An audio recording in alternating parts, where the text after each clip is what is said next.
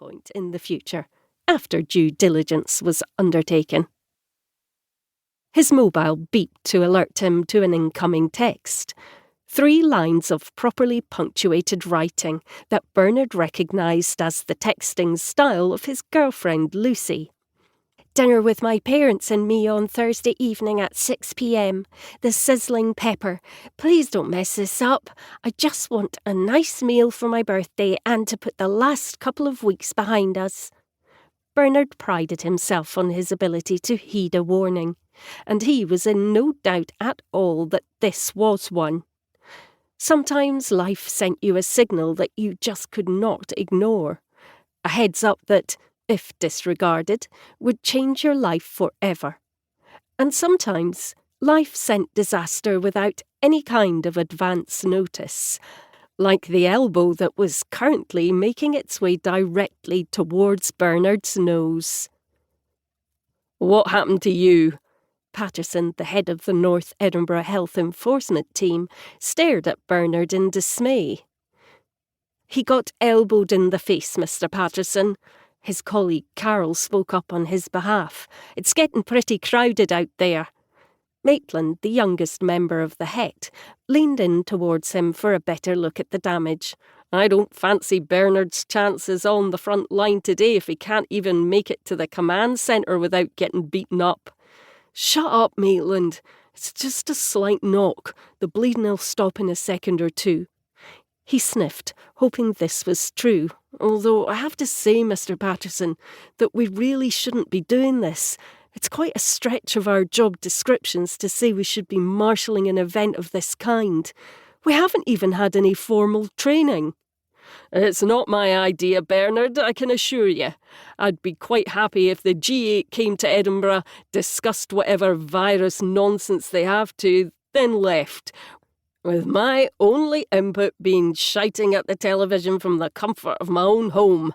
Unfortunately, due to every left-wing loony in town lining the streets out there complaining because they can't get access to a crate load of chicken nuggets every time the urge hits them, we need all the community officers we can possibly get." "It's the V8, not the G8. They're all virus ministers, and the concerns that people have about rationing are a little bit more realistic than that. And," Bernard returned to his original theme, "we're not the police, Mr. Patterson. We're Het officers. We're supposed to be tracking down people who miss their health checks, not providing policing services on the cheap."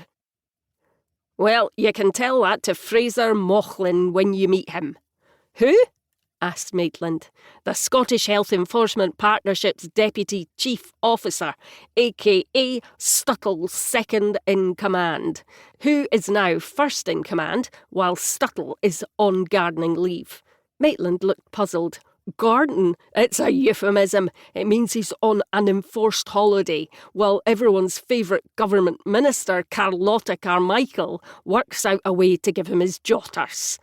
Stuttle, their ultimate boss, was currently accused of being to blame for a security breach at the Parliament. It was widely seen as a convenient way for the Minister for Virus Policy to sack him, having crossed swords with him on a number of occasions. The North Edinburgh Het staff were very upset about their boss's situation. Stuttle was their preferred leader in a better the devil you know kind of way. "What's this Mochlin guy like, Gov?" Patterson shrugged. "Can't say I know him particularly well, but pretty competent from what I've seen.